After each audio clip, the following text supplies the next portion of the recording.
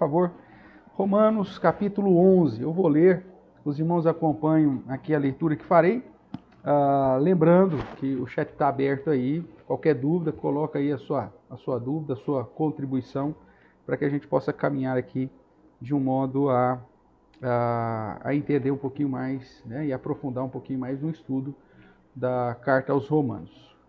Lembrando também que o capítulo 9, 10 e 11, eles na verdade fazem parte de um momento mais específico da carta, né, onde Paulo vai tratar da situação do povo de Israel frente à doutrina da eleição e do fato de ter agregado também os gentios dentro do povo de Deus. Tá bom? Então vamos lá. Capítulo 11 de Romanos, diz assim a palavra do Senhor.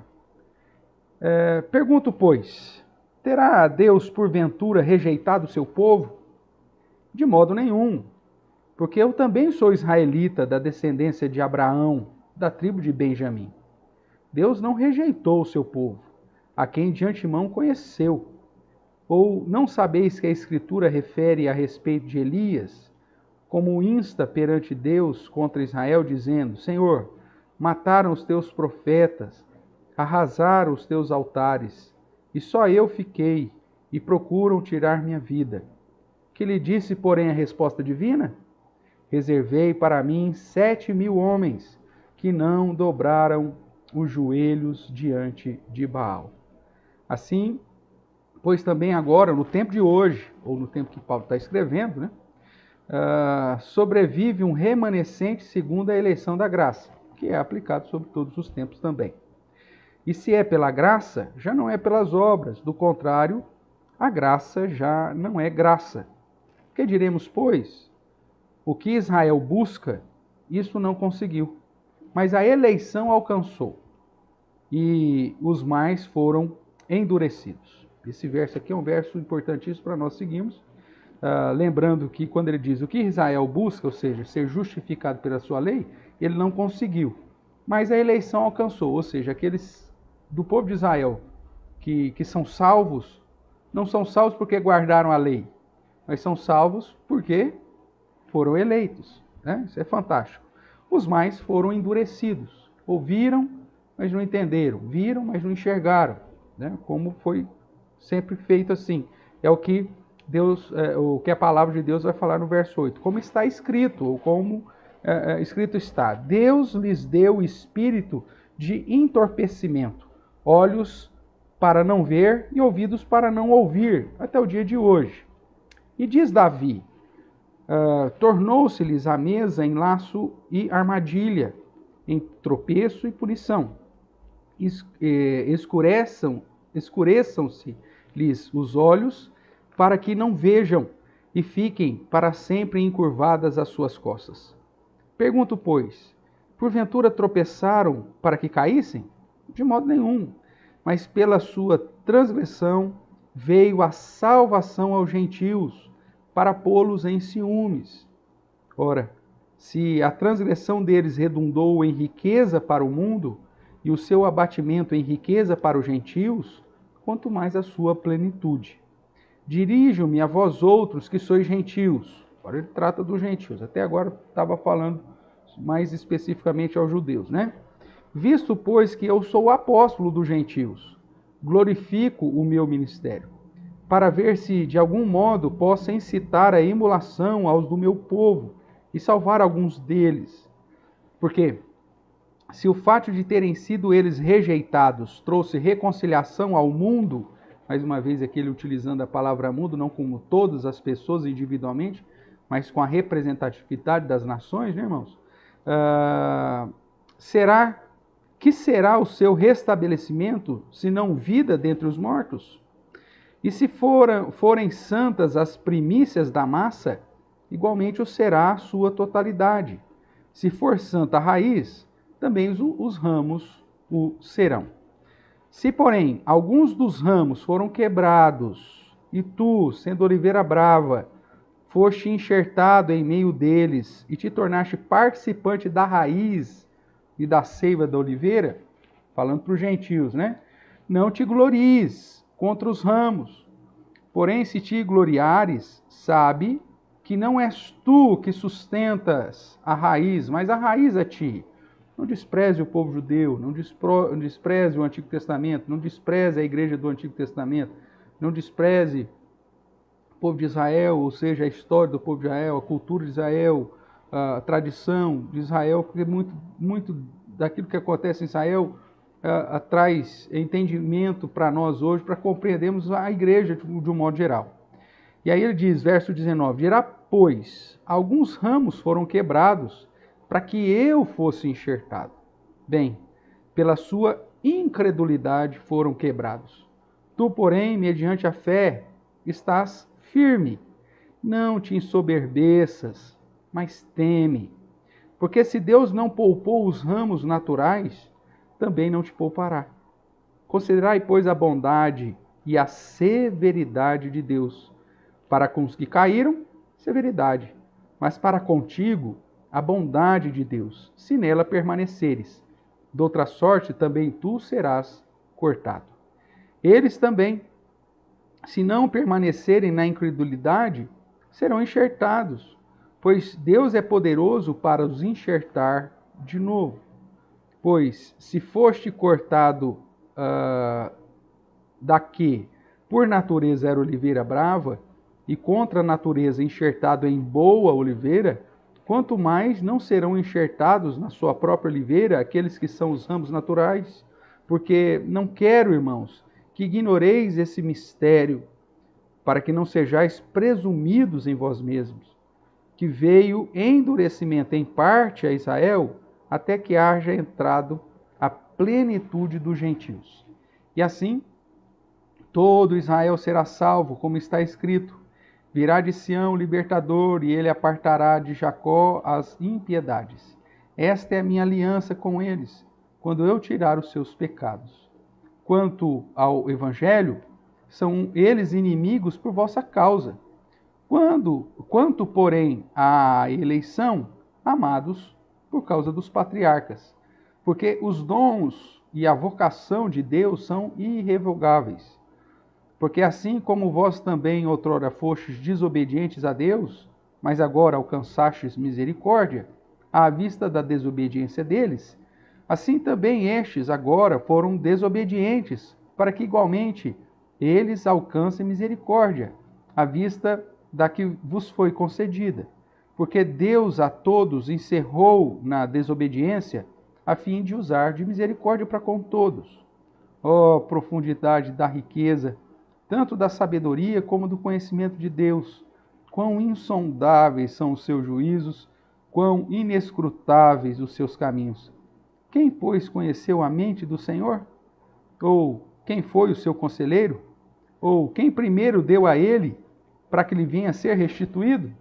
Porque dele, por meio dele e para ele são todas as coisas. A ele, pois, a glória eternamente. Amém. Amém, queridos? Que bom.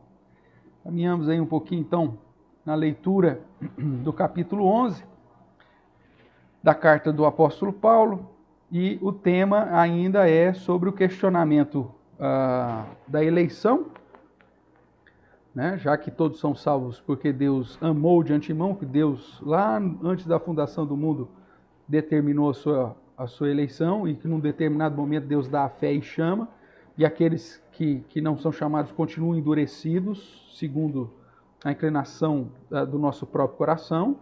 E a questão, então por que todos os judeus, se Deus escolheu o povo de Israel, então por que todos os israelitas, todo o povo de Israel já não são salvos de imediato? Aí ele vai dizer no capítulo 9, porque nem todos são eleitos, nem todos foram chamados. Ele mostra a distinção de Esaú e Jacó, Deus escolhendo a Jacó e preterindo Esaú, e que, portanto, o povo de Israel, mesmo tendo contato com as Escrituras, mesmo sendo instrumento de Deus para trazer a revelação, esse povo tentou buscar a salvação pelas suas próprias obras, e por isso nunca foram justificados. Enquanto que aqueles que foram, então, foram porque Deus os elegeu. E aí muitos judeus que estavam rejeitando o cristianismo Paulo faz a analogia da oliveira boa e da oliveira má, dizendo que Deus então cortou alguns ramos da oliveira, enxertou os gentios nessa oliveira, só que não desprezou os judeus de um modo absoluto. Tanto que existem eleitos entre todas as nações, inclusive dentro do povo de Israel, né? E que esses serão trazidos de volta à igreja, justamente para que nós possamos, ou para que eles possam desfrutar dessa graça de Deus, tá certo? Então vamos caminhar aqui nesse estudo, né, na certeza aí de que o Senhor vai nos trazer cada vez mais entendimento. Então, desde o capítulo 9, irmãos, o apóstolo Paulo, reforçando sobre a soberania de Deus no ensino sobre a eleição, né, a doutrina da eleição que está em foco aqui, ele usa a história do povo de Israel e prova que o fato de muitos israelitas não serem eleitos está dentro da soberania de Deus e que a palavra de Deus não falhou. Vamos dar uma relembrada aqui no capítulo 9, verso de número 6, que diz assim: E não pensemos que a palavra de Deus haja falhado, porque nem todos os de Israel são de fato israelitas. Ou seja, a salvação é sempre pela eleição de Deus, né? Aplicação da eleição de Deus, seja no Antigo Testamento, seja no Novo, os eleitos de Deus é que são chamados à fé salvadora e, consequentemente, creem no Messias, na obra do Messias, na obra que o Messias justifica. Aqueles que viveram antes de Jesus, crendo na vinda do Messias, aqueles que viveram durante o ministério terreno de Jesus, crendo no próprio Cristo, e nós que vivemos depois da vinda, crendo que Jesus é o Messias, é o nosso Salvador, aquele que nos justificou. Então, dentro da sequência lógica do apóstolo Paulo, ele mostra que tanto os gentios quanto os judeus estão em pé de igualdade de condenação.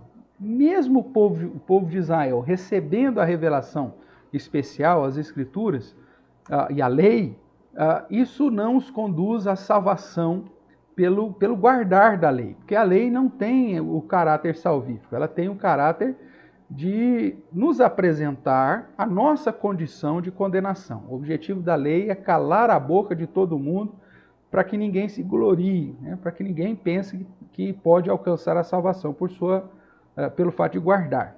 A salvação é sempre em Cristo Jesus, que nos justifica gratuitamente pela graça, como nosso representante. E todos aqueles que então Cristo representa, esses serão alcançados por sua graça e pela justificação, pela redenção e pelo processo aí da ordem da salvação. Paulo então vai apresentar isso, colocando judeus e gentios no mesmo pé de igualdade, condenados, que precisam da glória e da graça de Deus, e que a obra de Jesus Cristo é que é o meio para a salvação.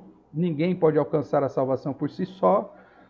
E como é Deus, então, através de Cristo, que realiza a obra da salvação, todo o processo da salvação é fruto da obra de Deus.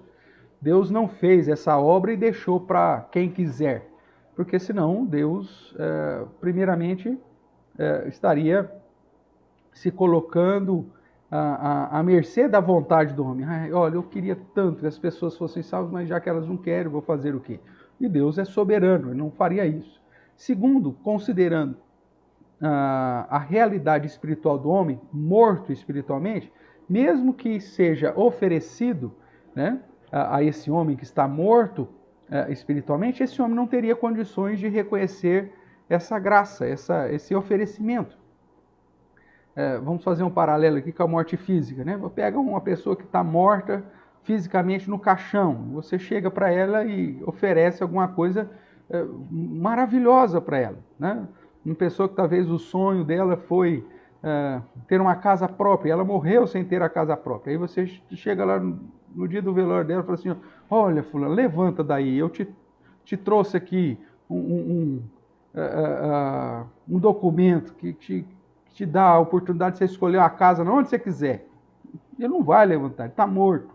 Então, mesmo que Deus tivesse oferecido a graça, né, salvadora, mas colocasse isso na dependência do homem escolher, do homem tomar a decisão, quem quer dar uma chance para Jesus, quem quer aceitar Jesus, isso nunca aconteceria, pois o homem está morto espiritualmente. Vai oferecer um benefício para quem nem é cego, é surdo, né? é estulto, está morto em relação à realidade espiritual. Por isso, então Paulo diz que Deus é o Senhor de toda a obra da salvação. Ele trata da chamada ordem da salvação, mostrando que é Deus quem nos alcança, que Deus que aplica sobre nós. E aí surge a questão, opa, mas espera aí, então se a salvação é pela eleição, pelo fato de Deus ter amado antes da fundação do mundo e escolhido pessoas para serem salvas através da obra de Jesus, aí como que fica a situação do povo judeu? Né? Eles não foram escolhidos? Todos eles são salvos? Ou por que Deus rejeitou? Nós sabemos que muitos judeus não são salvos. Por que falhou? A palavra de Deus falhou para com os judeus? E aí o capítulo 9, 10 e 11, Paulo vai mostrar que não, que tudo estava dentro do propósito de Deus, que a palavra do Senhor não falha e que o próprio Deus, na sua grandeza, na sua soberania, escolheu não só entre o povo de Israel, mas entre todas as nações, pessoas para serem justificadas e outras para serem mantidas entorpecidas, né, como é o termo que é usado aqui no capítulo 11, ou seja, endurecidas, conforme diz o verso 7 e o verso 8. Deus lhe deu o espírito de entorpecimento, olhos para não ver, ouvidos para não ouvir, e por isso mesmo, dentre os judeus, existem pessoas que não serão eleitos. Outros que são eleitos, mas que foram deixados inimigos da igreja por um período, até que a misericórdia de Deus os alcance da mesma forma que a misericórdia de Deus alcançou os gentios. E esses judeus desse novo período, depois que terminar essa inserção dos gentios dentro da igreja, né, do povo de Deus, também vão ser trazidos de volta. Essa é a promessa que Paulo vai dizer. E ele termina, portanto, o capítulo falando, olha, gente, quem somos nós para brigar com essa soberania, com essa grandeza, com essa sabedoria de Deus? É algo inescrutável, algo que não dá para você compreender. Né? Você pode conhecer, mas você não vai compreender. É algo insondável, não dá para saber por que Deus fez isso exatamente. Né? É para Ele, é para a sua glória. A sua glória vai ser manifestada tanto na salvação dos seus eleitos, quanto na condenação dos preteridos. Deus é o Deus soberano, grandioso, que está sempre acima de tudo e de todos, e cujo nome será glorificado em todas as situações, seja através da sua misericórdia e graça, seja através da sua justiça, da sua ira, mas a glória de Deus para Ele, né, como termina o verso, né, pois a Ele, pois, glória eternamente, porque dele, por meio dele, para Ele são todas as coisas, ok? Então vamos caminhar mais um pouquinho aqui.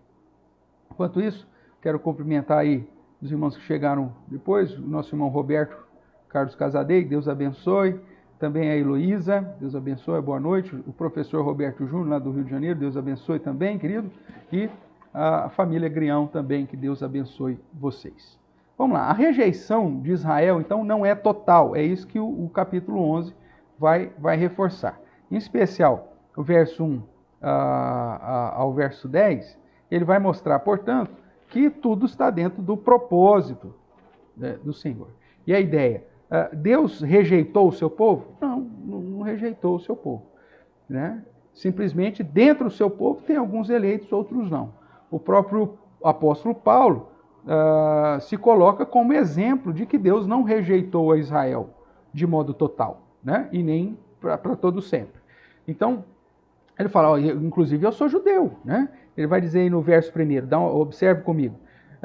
Pergunto, pois, terá Deus porventura rejeitado o seu povo? E ele mesmo responde, de modo nenhum, porque eu também sou israelita da descendência de Abraão, da tribo de Benjamim. Paulo fala, como que você fala que Deus rejeitou os judeus? Eu sou judeu e fui alcançado pela graça, então Deus não rejeitou Israel. Só que nem todos, como ele já falou no capítulo 9, nem todos que são de Israel são de fato israelitas, são de fato povo de Deus, a ideia é que nem todos os de Israel são eleitos pelo Senhor. Então Paulo continua então a tratar dos atos soberanos de Deus na eleição e na salvação, e o contexto ainda, pelo menos até o verso 12, está relacionado aí, até o verso 10, né?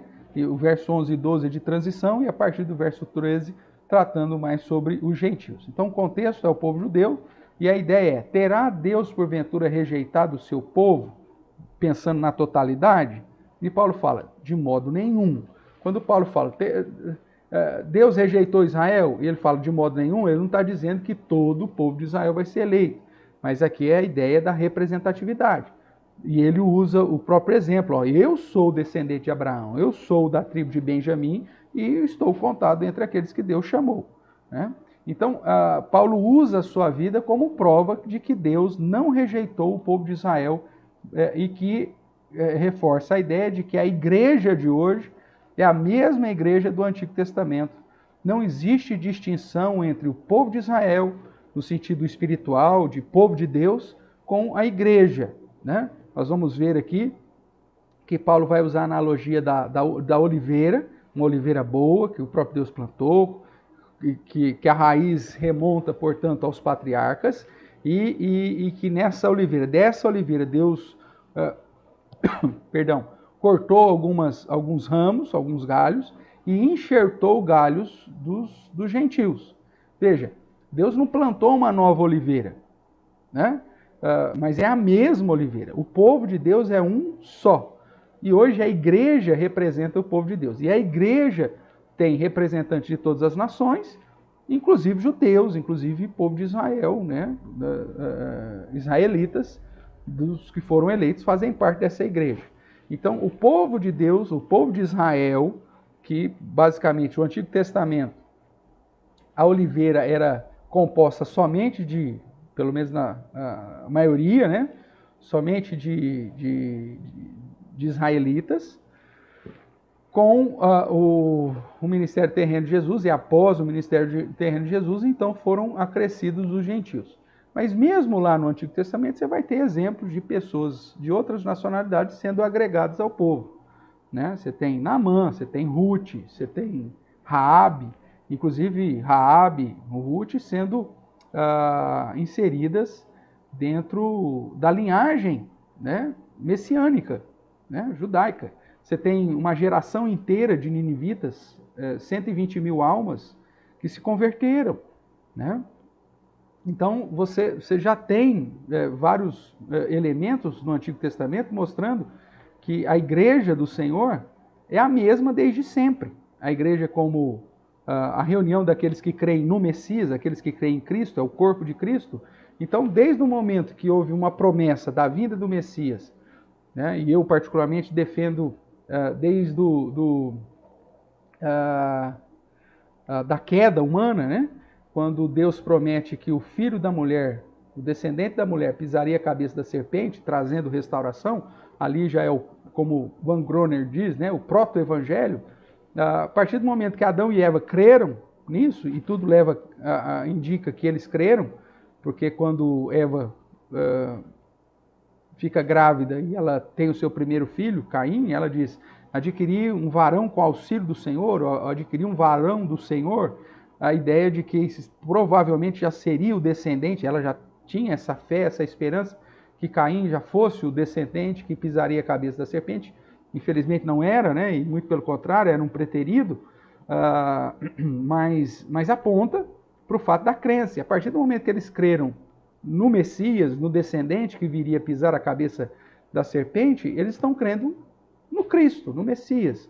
E, portanto, aqui já nós temos a igreja. A igreja, vamos imaginar que no mundo inteiro só exista uma pessoa que crê em Jesus como seu único e suficiente Salvador. A igreja está presente no mundo? Sim, através dessa pessoa. E todos os cristãos concordam com isso e creem nisso. E por isso, quando nós olhamos lá para o primeiro casal e vemos que eles creem em Deus e na promessa, tanto que ensinam Caim e Abel a adorar ao Senhor e apresentar oferta ao Senhor, tudo indica, portanto, que eles creram na promessa e, consequentemente, ali nasce a igreja. A igreja nasce ainda nessa transição do Éden, né, para a terra, né, porque a promessa foi dada ainda antes deles serem expulsos do Éden, logo depois deles terem tomado conhecimento do bem e do mal. Então, a igreja, ela começa lá atrás.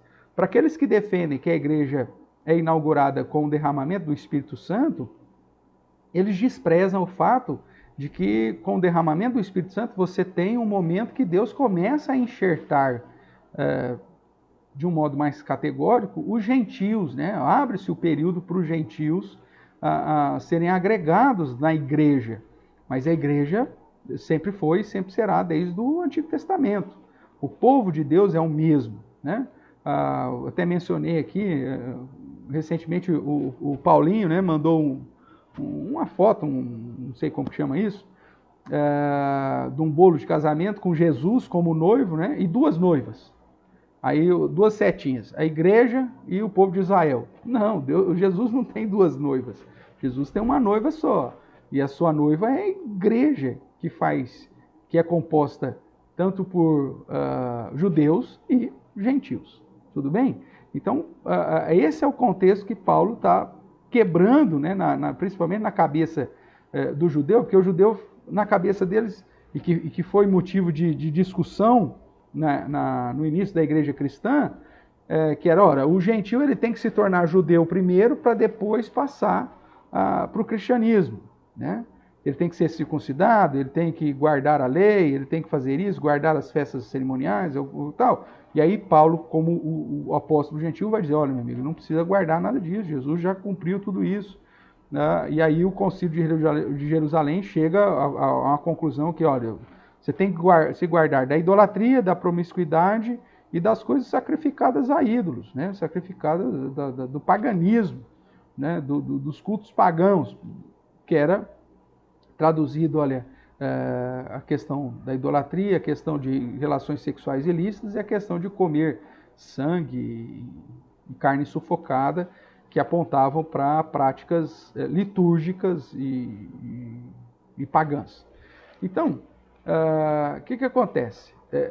Quando você entende, e principalmente o capítulo 11 de Romanos é essencial para isso, de que a igreja é uma só desde o Antigo Testamento, ou como Lucas chama, né, falando do povo no período dos dias de Moisés, a congregação do deserto, ou a igreja do deserto, se não me engano lá em Atos 7, aponta para o fato que a igreja é uma só, o povo de Deus é um só. Só que houve um período da história, um período grande da história, que a igreja, ou a assembleia, ou a congregação, era formado por sua grande maioria, esmagadora maioria, de judeus, de israelitas, né? Primeiramente israelitas, o povo de Israel, todas as tribos, e depois, de um modo mais, para o fim aqui, mais judeus, porque com a divisão do Reino do Norte, Israel, Reino do Sul, Judá, o Reino do Norte se miscigenou, né? Acabou abandonando a fidelidade ao Senhor, aquela coisa toda, e aí o povo judeu acabou se caracterizando mais como o povo de Deus, né? Então, quando você fala judeu, você está referindo-se aos descendentes de Judá, mas que depois do exílio, quando eles voltam do exílio, refere-se a todos aqueles que viviam em fidelidade e comunhão com o Senhor, né? Porque a grande maioria das tribos se misturaram com os outros povos, e aí surgindo inclusive a Samaria, né? o povo samaritano, por isso que o judeu não se dava com eles, porque era um povo miscigenado, né? Um povo que se misturou com outras nações e, portanto, era considerado de segunda linha, né? Um povo infiel, tá certo? Mas era a igreja do Senhor, sempre foi a igreja do Senhor, né? Mesmo que estivesse focado no povo de Israel ou em Judá, em Jerusalém, com o templo, com toda uma realidade do sacerdócio levítico, mas é a mesma igreja. É lógico que com Cristo vindo, cumpre-se o sacerdócio levítico e o sacerdócio de Melquisedeque, de uma ordem superior, é estabelecido. E aí você tem mudanças cerimoniais em todos os sentidos, mas é a mesma e velha igreja do Senhor, ou o povo de Deus. Não existe, portanto, irmãos, distinção entre a igreja e o povo de Israel, né? Hoje, a igreja ela é constituída tanto de gentios como judeus. Houve um tempo que a maioria era judeu, ou a maioria era israelita, mas é sempre a mesma igreja, tá bom? Então, irmãos, fique atento aí, nós vamos caminhar aqui. E cuidado com o WhatsApp aí, hein? Nós estamos no estudo, hein? Vocês ficam mandando coisa no WhatsApp na hora do estudo, eu fico recebendo a notificação do meu WhatsApp aqui, aí eu fico sabendo que você não está estudando comigo, que você está mandando coisa lá no WhatsApp, hein? Fica esperto aí, vou puxar a sua orelha. Fica atento ao estudo de quarta-feira, das 8 às 9h30, seu compromisso aqui é com o estudo, hein? Para de ficar mandando aí foto do... corrente, não sei do que, vídeo, não sei do que. Para com isso, hein, gente? Tá bom? Esteja atento aqui. Vamos seguir. Deus sempre manteve, então, um remanescente dentro de Israel. É isso que Paulo vai fazer questão de deixar claro aqui, quando ele fala sobre a situação de Elias, né? E o fato de que Deus preservou para si 7.000 homens que não dobraram os joelhos diante de Baal. Isso está no verso 3 e 4 de um modo mais específico. Então Deus sempre manteve um remanescente dentro de Israel. Mesmo no Antigo Testamento, que o povo de Israel representava o povo de Deus, nem todos eram de fato salvos. E Paulo vai usar isso. Olha, na história do povo de Deus, nunca foi a totalidade do povo de Deus que estava entre os salvos.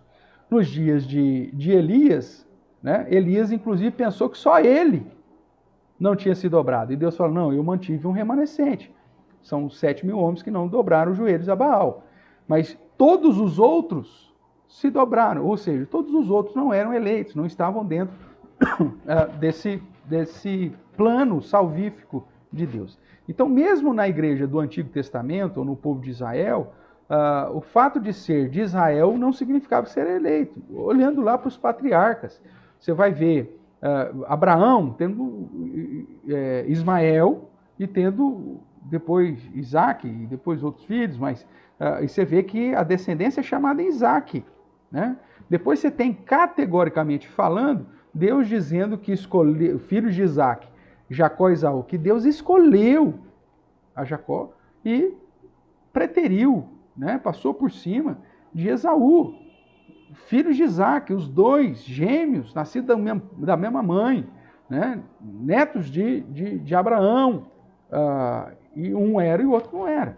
Então, fica claro quando Paulo usa a história aqui de Elias, mostrando que mesmo durante o Antigo Testamento, nem sempre, né, ou nunca, na verdade, todos os de Israel eram de fato eleitos e todos os de Israel que estavam vivendo em determinada geração eram salvos. Mas que durante todo o período Deus sempre manteve um remanescente fiel, Deus manteve alguém em Israel em fidelidade e, consequentemente, eleito e confiando, crendo nas promessas e na palavra do Senhor.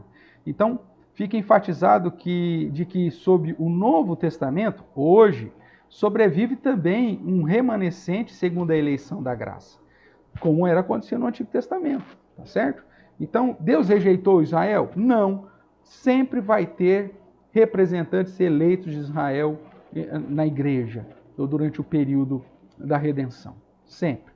Deus sempre vai manter representantes eleitos, remanescentes eleitos dentro do seu povo, e isso não indica que Deus tenha falhado, mas Deus, na sua soberania, determinou isso, inclusive, para o povo eleito. Tá bom? Então, a rejeição de Israel não é total e não é para sempre. Tá? Mais uma vez, irmãos, temos aqui a tensão envolvendo a salvação, né, pela graça e obras. Quando você lê inicialmente o capítulo 11, desassociado dessa sequência lógica que a gente está fazendo, alguns podem pegar aqui o verso 2 separado e dizer assim, ó, Deus não rejeitou o seu povo, a quem de antemão conheceu. Ou seja, se eu pego esse separado, estou falando, ó, todo mundo de Israel vai ser salvo porque Deus conheceu eles antes. Deus separou esse povo, elegeu esse povo para si. Então, se é filho de descendente de Abraão, tem que ser salvo. Não é isso que a Bíblia está dizendo.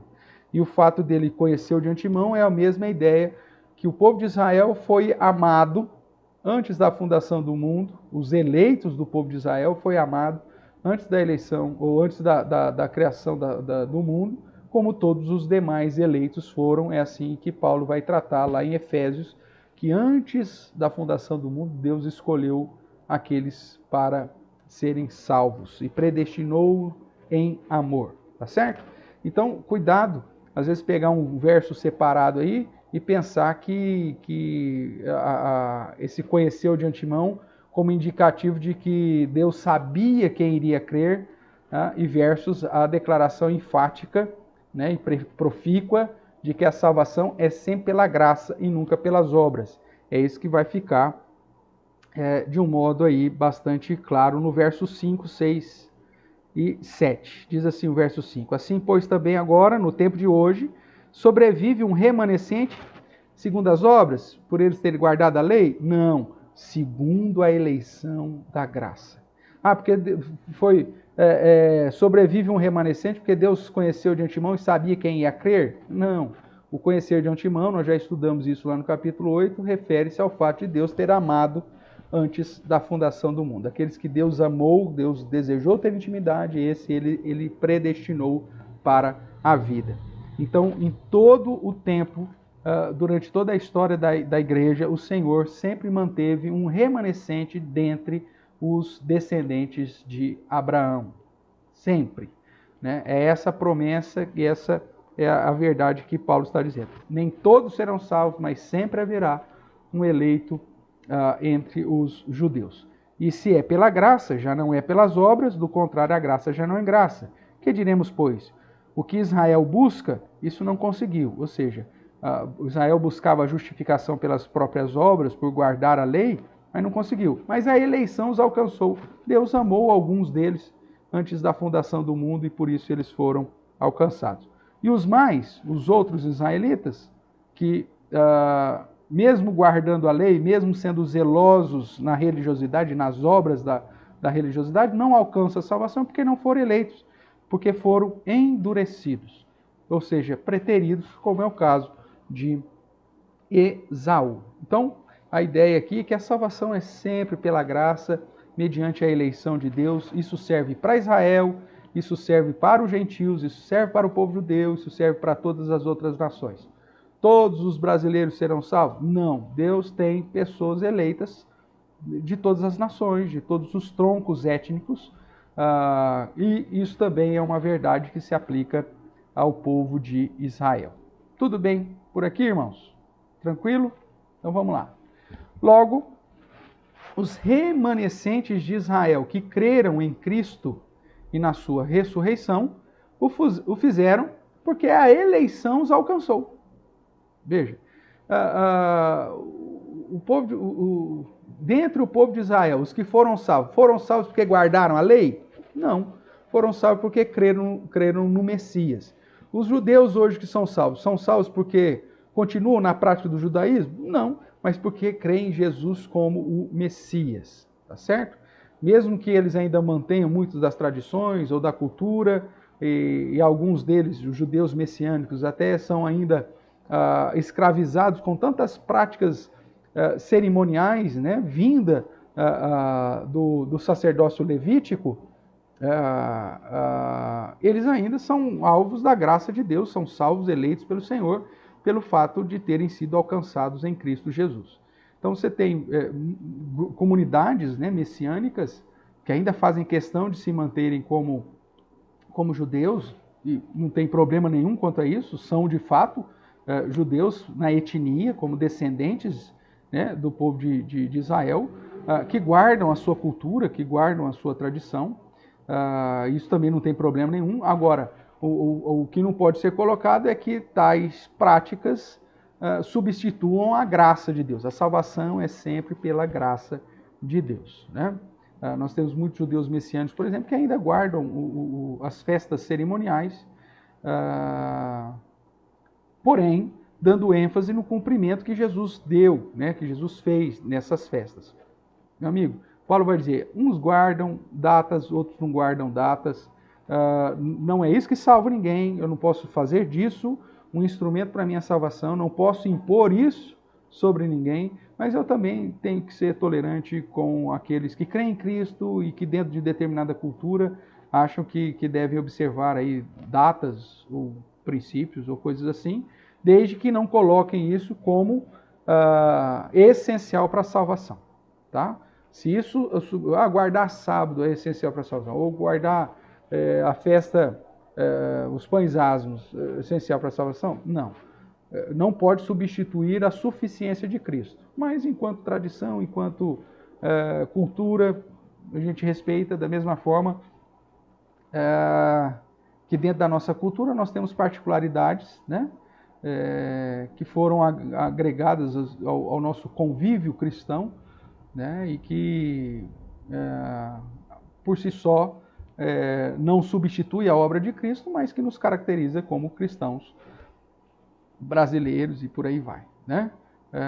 Então, são situações que a gente precisa ter equilíbrio e sabedoria para não impor situações relacionadas à fé e também não desprezar aqueles que estão chegando, principalmente dentro dessa cultura judaica, cheias de tradições e de práticas, como se isso fosse motivo para impedi-los de servir verdadeiramente a Jesus. Mesmo porque nós não podemos desprezar tudo isso, mas isso serve para nos apontar e fortalecer a obra de Cristo, e nesse sentido nós temos inclusive muito que aprender com os nossos irmãos messiânicos, né, judeus messiânicos, que trazem toda essa bagagem cultural, de entendimento das expressões idiomáticas, né, e de muitas situações que Jesus cita que nós ocidentais simplesmente não entendemos e às vezes interpretamos errado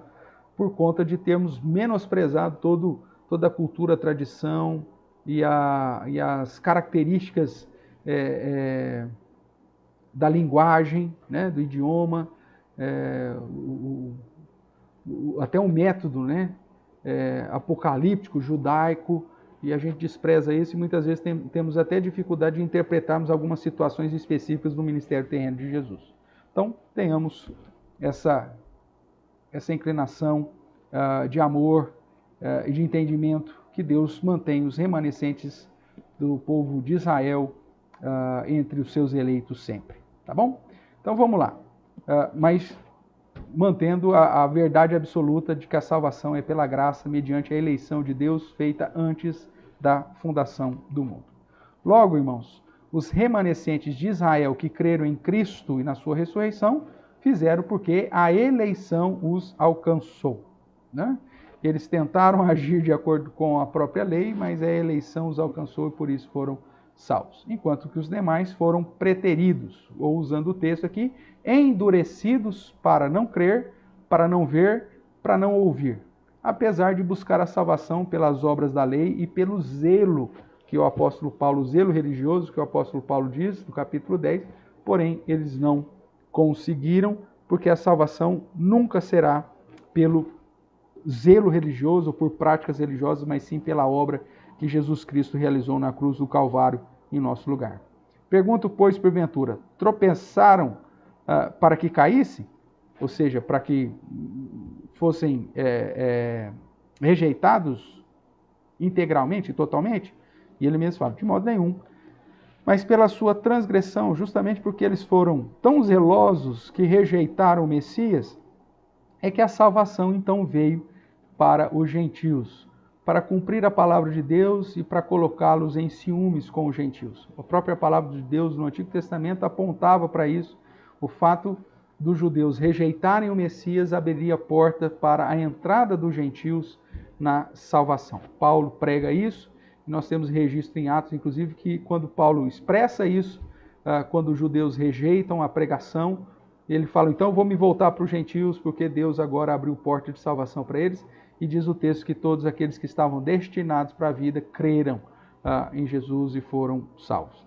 Portanto, até essa questão da rejeição de Israel quanto ao Messias, do fato de que Jesus veio para os seus e os seus o rejeitaram, é cumprimento profético para abrir a porta de entrada para os gentios na igreja, no povo de Deus. Ok? Então, nós louvamos a Deus por esse plano do Senhor. Agora, não podemos nos colocar, Paulo vai dizer isso, né? Não te glories, né, contra os judeus ou os israelitas que foram preteridos. Através deles é que veio toda a revelação e todo o sistema para que hoje nós pudéssemos estar em Cristo Jesus. Então, não tenham a presunção, né? Verso 25 diz, porque eu não quero, irmãos, que ignoreis esse mistério, para que não sejais presumidos em vós mesmos, que vem endurecimento em parte de Israel até que haja entrada a plenitude dos gentios. Então, não se coloque acima desses irmãos, ou como se desprezando todo o Antigo Testamento, ou toda a igreja do Antigo Testamento, a congregação do deserto, coisas desse tipo. Nós somos um e só povo, nós somos uma e só oliveira, e nós que fomos enxertados a ela, e não o contrário. Tá ok? Vamos lá, vamos caminhar mais um pouquinho aqui. Enquanto aí a Helenita, o Fábio também estão aí dando um oizinho pra gente. Deus abençoe.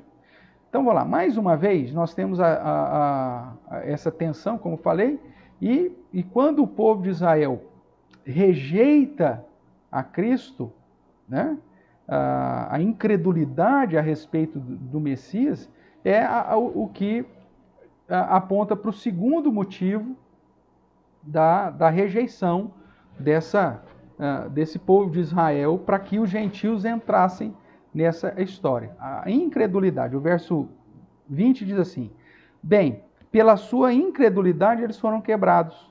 Tu, porém, mediante a fé, lembrando que essa fé que vem de Deus, estás firme.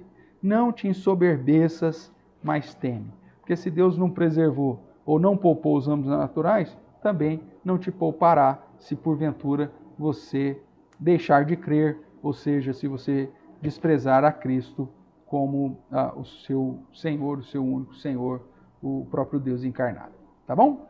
Então, aqui nós temos o segundo motivo da rejeição de Israel. Vamos dar uma olhadinha aqui, fazer um comparativo com Romanos 10, verso 19, né? Que diz assim, pergunto mais, porventura não terá chegado isso ao conhecimento de Israel? Moisés já dizia, eu vos porei em ciúmes com um povo que não é nação, com gente insensata, eu vos provocarei a ira. E Isaías se atreve e diz, Amós se atreve e diz, fui achado pelos que não me procuravam, revelei-me aos que não perguntavam por mim. Ou seja, mostrando que Deus alcançou os gentios, não porque os gentios estavam procurando Deus, porque os gentios queriam salvação, mas fruto tão somente dessa soberania de Deus em aplicar a salvação naqueles que Ele quer. E no capítulo 11, do verso 11 em diante, nós vemos então que Deus resolveu trazer a salvação para os gentios para colocá-los em ciúmes ao povo de Israel. Né? O povo de Israel que se ensoberbeceu, que achou que era melhor de todo mundo, que achou que podia alcançar a salvação tão somente pela prática do guardar da lei, do zelo das obras religiosas, e que lá no começo de Romanos, no capítulo 2, já deixa claro que eles são tão condenados como qualquer gentil, porque mesmo eles sabendo o que não deve fazer, e mesmo condenando a prática dos gentios, eles cometem as mesmas práticas de pecado e não conseguem satisfazer a lei. Então, a ideia é o cumprimento das Escrituras para que os gentios fossem agregados e salvos, é o segundo motivo da rejeição de grande parte de Israel. Tá certo? Então, o fato de assim cumprir a palavra de Deus. Então, os gentios foram enxertados na linhagem de Israel. E aí eu friso aqui, né? A igreja não é uma oliveira nova. Deus não plantou uma nova oliveira. A igreja não é o plano B de Deus. Deus quis a igreja de Israel, Israel rejeitou, então esse é o plano A. O plano B agora é a igreja. E Deus planta a igreja entre os gentios, né? Como se fossem duas situações distintas. O Israel de Deus é o povo de Israel. E a igreja de Deus são os gentios do Novo Testamento. Não, irmãos. A palavra diz que nós somos um só povo. Nós somos todos descendentes de Abraão, espiritualmente falando. E as promessas dadas a Abraão são aplicadas sobre todo e qualquer gentio, mesmo que nós não sejamos da linhagem abraâmica, ou da descendência de Abraão. Então, não existe essa distinção entre Israel e igreja. Hoje é um só povo, o povo de Deus. Portanto, chamar o povo de Israel de igreja e chamar a igreja de Israel, biblicamente falando, não faz uma distinção nenhuma. Nós somos todos um e só povo. Nós fomos enxertados nessa oliveira. Não existem duas oliveiras, não existem duas noivas. É uma noiva só para o noivo, que é Jesus Cristo. E há uma oliveira só. Essa oliveira que começa lá com os patriarcas e que agora, com o derramamento do Espírito Santo, acaba agregando os gentios como ramos de oliveiras bravas nessa oliveira boa que Deus plantou para a sua honra e glória, que trata de todos aqueles que são eleitos em Cristo Jesus. Vamos lá que o Cezinha tem aqui uma pergunta para nós. Pastor, já ouvi um pastor dizendo que paralelamente ao plano de Deus com sua igreja, Deus ainda tem um plano com Israel por causa da sua aliança com Abraão, Isaac e Jacó. É verdade isso? Eu sigo a linha que não é. Mesmo que Deus trate com o povo de Israel ainda de um modo específico, que existem promessas com ele, mas refere-se à igreja. Não existirá duas novas Jerusalém. Uma Jerusalém só para gentio e uma Jerusalém para judeu. É tudo junto e misturado, Cezinha. Certo? Então, Paulo vai dizer que agora nós somos todos descendentes de Abraão. As promessas, eu até vou, né, de Abraão está sobre a igreja, né? Então, quando você vê Paulo tratando nas cartas às igrejas, né, sobre a promessa feita a Abraão, como sendo promessas para nós hoje, então vemos que agora fazemos parte de um e só povo. Se não me engano, talvez eu possa estar errado aqui, mas eu acho que é Gálatas, capítulo 3. Deixa eu dar uma olhadinha aqui. Gálatas, capítulo 3, versos...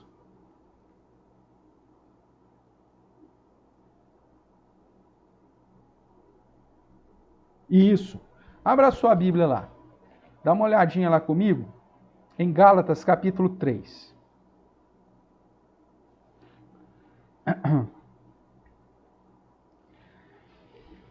Vou ler a partir do 11, talvez para...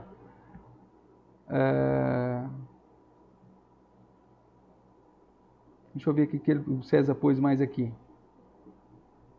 Deus ainda tem um plano com Israel, por causa da sua aliança com Abraão, Isaac e Jacó, é verdade isso, no tocante à salvação, mas suas promessas feitas no Antigo Testamento. Deus não abandonou Israel por inteiro. Não, então, o problema, César, é que muitas coisas das promessas que nós temos no Antigo Testamento, o pessoal pensa que vai ser aplicado em Israel por conta da posição escatológica. O que acontece? Quando o cara crê no pré-milenismo dispensacionalista, aonde que Jesus vai reinar? Jerusalém, aqui. Então, Jesus vai vir, arrebatar a sua igreja, vem em secreto, arrebata a sua igreja, fica 7 anos no céu, nas bodas do Cordeiro. Essa é a visão pré-milenista, tá? Não é a nossa visão. Aí depois Jesus volta para inaugurar o seu reino milenar. Onde? Em Jerusalém. onde todo mundo vai lá. Então, por conta dessa visão escatológica, desse erro de interpretação, que eu considero, por quê? Mas é uma escola, é uma possibilidade. Na verdade, muitas vezes a igreja reformada, ela por conta da política da boa vizinhança, né? Ela fala, não, então, a posição pré-milenista histórica, ou a posição pré-milenista dispensacional, tem muito crente bom que crê nela, não sei o quê. Mas ela traz erros assim gritantes. O fato, por exemplo, de que é necessário que Deus continue tratando com Israel e que haja uma conversão em massa em Israel, para que Jesus, o Messias, volte para inaugurar o seu reino ali, para que ele reine 1000 anos. Mas quando nós entendemos que esse reino de Cristo já se deu na ascensão, que nós já estamos vivendo, é o milênio realizado, ele não precisa cumprir com aquelas situações todas para Israel. Quando as promessas relacionadas a Israel, que Deus vai ajuntar todo o seu povo, vai juntar em Cristo, e que mesmo que haja judeus espalhados pelo mundo inteiro, se ele não crê em Cristo, meu amigo, ele não vai ser salvo, ele não é eleito. Então, todo esse movimento, muitas vezes, que a gente vê sionista, né, desde a Primeira Guerra Mundial, tentando trazer o povo de Israel de novo para Sião, depois com a inauguração, nós sabemos que Deus é soberano sobre tudo isso, está sendo aplicado, são promessas, mas são promessas para a igreja. O que está acontecendo com Israel está diretamente ligado a mim, né? Tudo que acontece lá no sentido de cumprimento profético serve para mim como igreja para dizer, Jesus está voltando, olha, Jesus está cumprindo com as suas promessas, né? O aumento de judeus se convertendo a Cristo, como judeus messiânicos, é algo fantástico, é importante, é maravilhoso que isso está acontecendo, mas não indica que realmente todos têm que ir lá para Jerusalém, a igreja vai ter que ir lá para Jerusalém, o reino, o centro do mundo vai ser Jerusalém novamente, com Cristo reinando no trono de Davi. O reino já foi restabelecido, a autoridade no céu e na terra. Então Jesus já reina tanto no céu quanto na terra. Eu não estou esperando nada disso. Então, toda vez que você vai ouvir um pastor dizendo a respeito de que há uma distinção entre igreja e Israel, é porque geralmente a inclinação escatológica desse pastor vai ser pré-milenista. Ele está esperando Jesus voltar e inaugurar o reino milenar dele aqui, lá em Jerusalém, sobre o trono de Davi, restabelecer o trono de Davi, consequentemente o templo, a adoração e tudo mais, né? Inclusive o judeu pensa que vai restabelecer os sacrifícios, tanto que ele está lá preparando para construir o terceiro templo e já tem todos os animais, né, as ovelhas, os novilhos vermelhos, para a consagração do terceiro templo. Veja, não é isso. Então, cuidado. Nós somos uma só igreja, nós somos um só povo. Nós somos o Israel de Deus.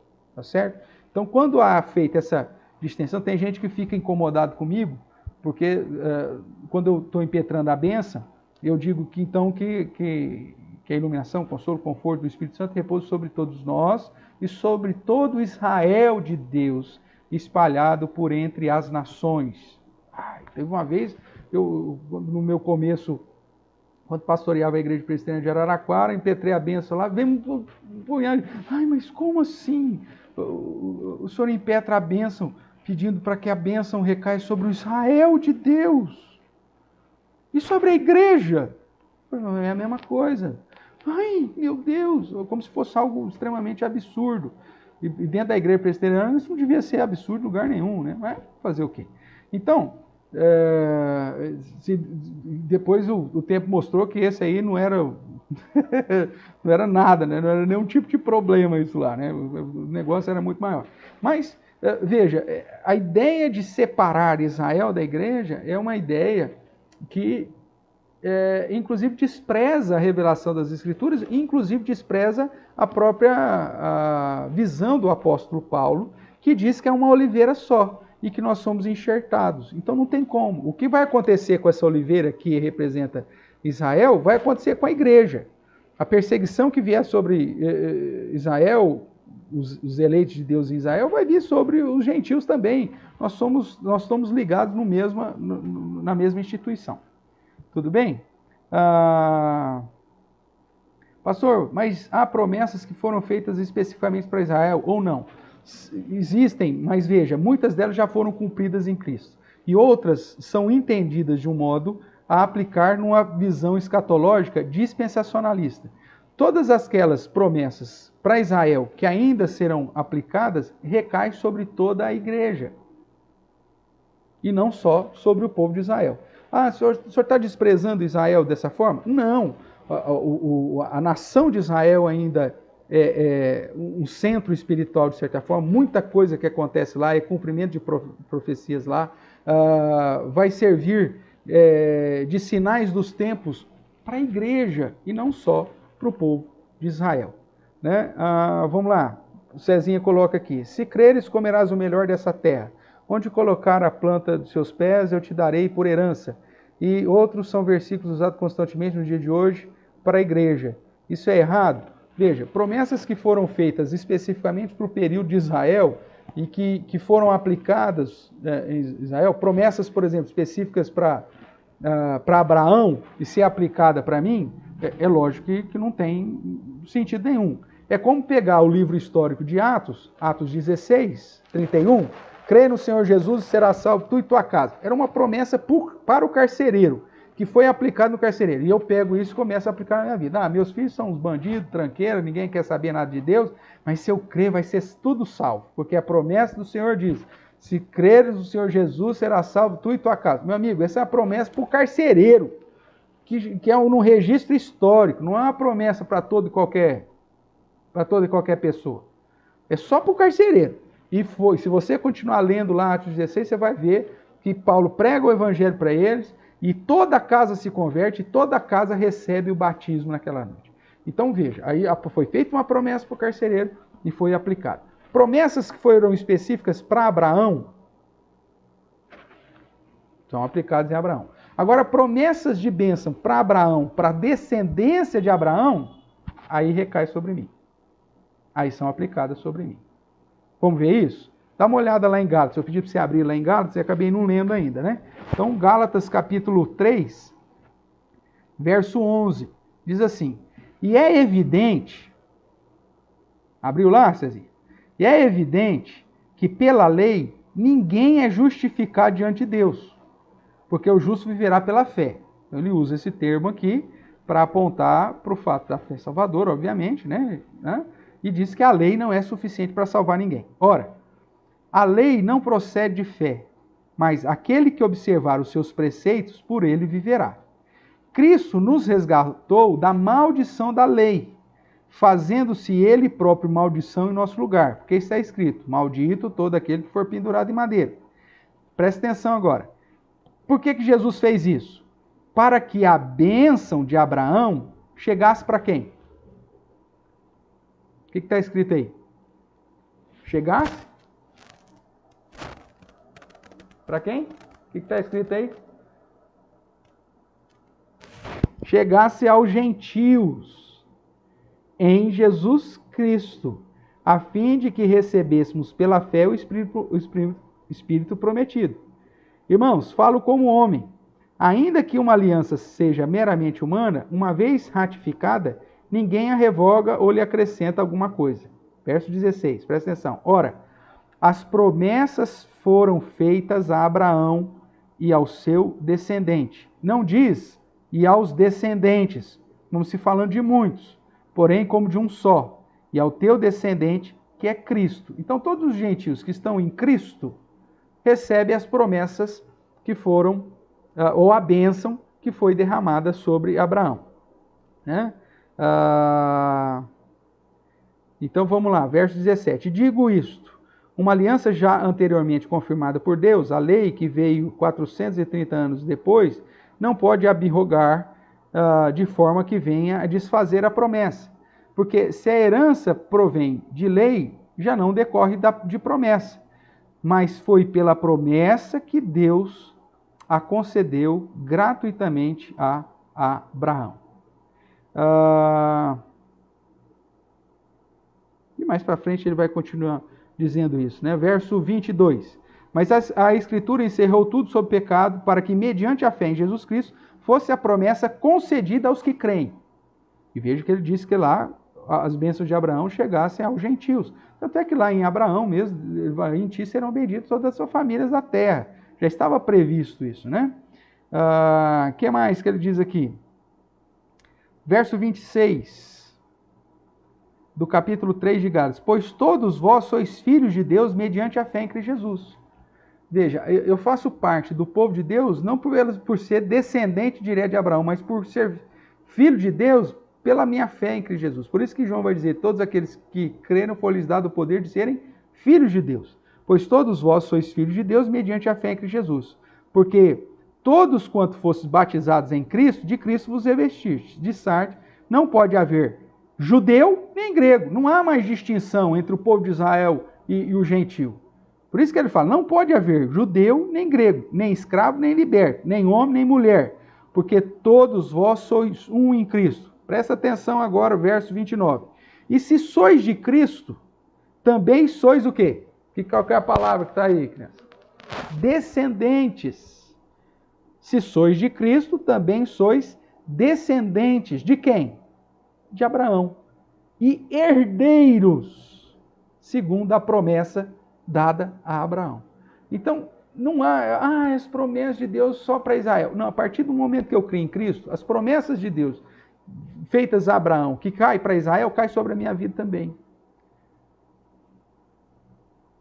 Então, é lógico que, como você colocou isso, assim, existem promessas específicas que foram dadas a Abraão que já foram aplicadas na vida de Abraão. Eu não posso pegar isso e trazer para a minha vida hoje.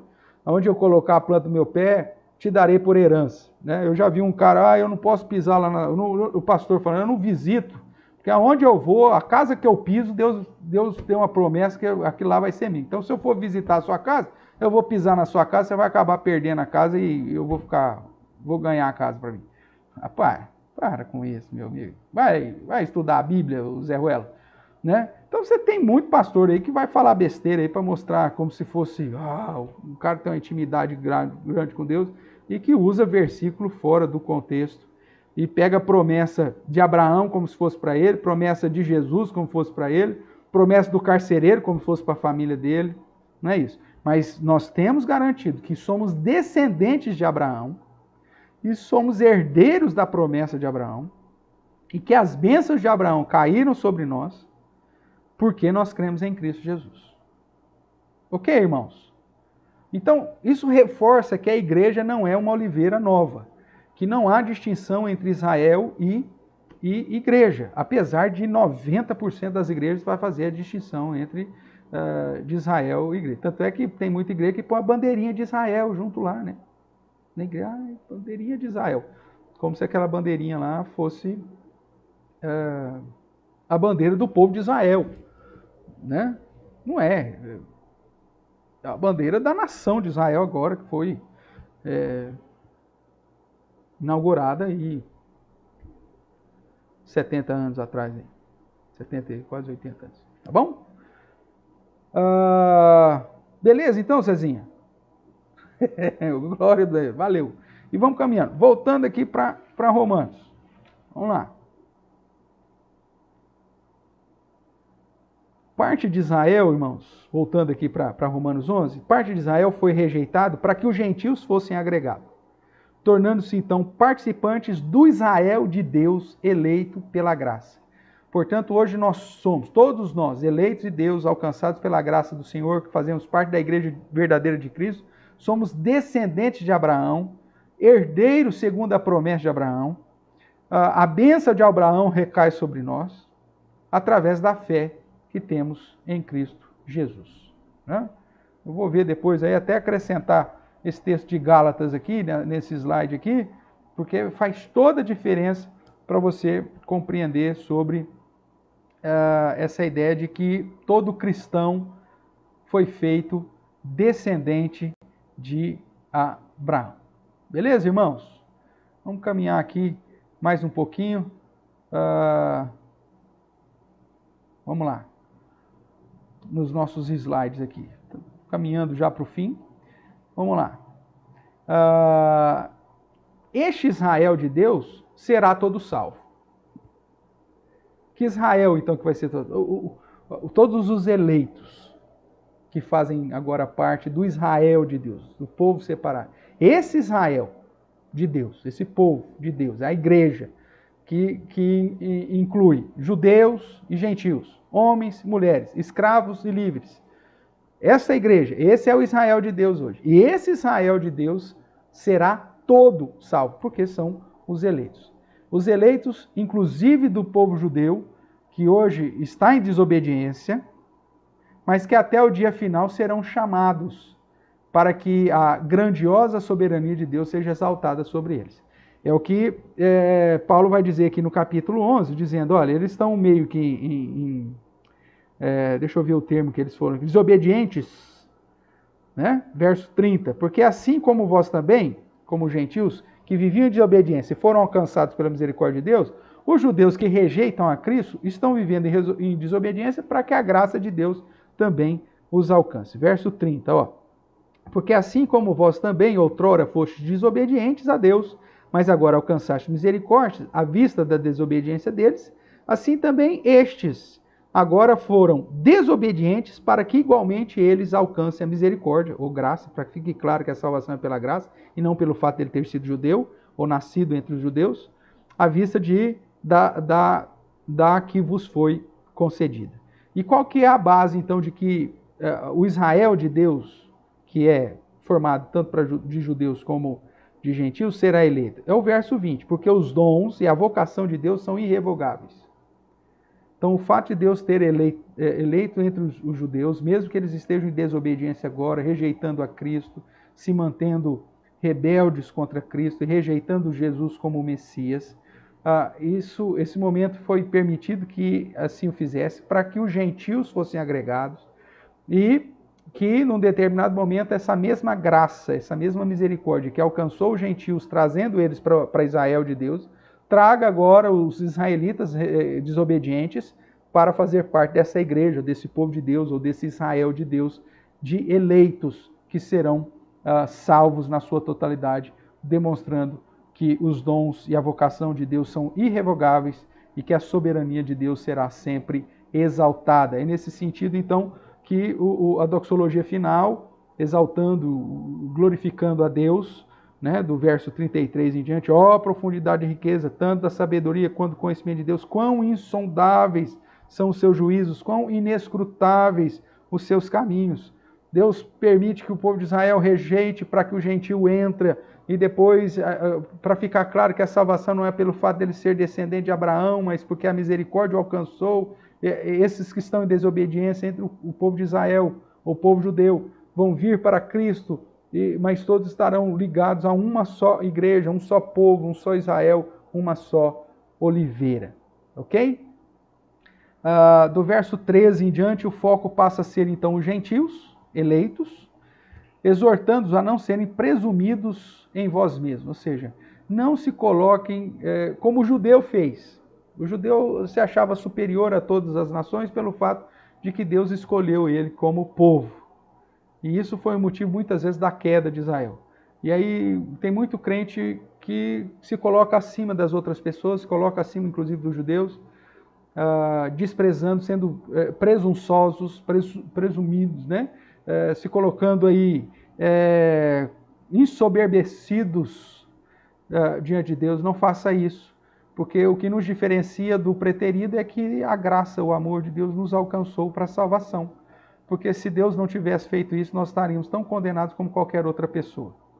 Então, o que nos diferencia do ímpio é que a graça de Deus nos alcançou, irmãos, e por isso não devemos nos ensoberbecer e nem sermos presumidos, presunçosos, no sentido de desprezar aqueles que ainda não foram alcançados, porque não sabemos se de fato são. Pode ser que eles sejam alcançados ainda até o dia final, né? Então eu não posso menosprezar ninguém, e mesmo que não seja, mesmo assim, a única diferença minha de um preterido é que a graça me alcançou. Não existe absolutamente nada em mim que tenha movido Deus para me salvar, ou que me considere, ou que me conduza a ser merecedor da salvação.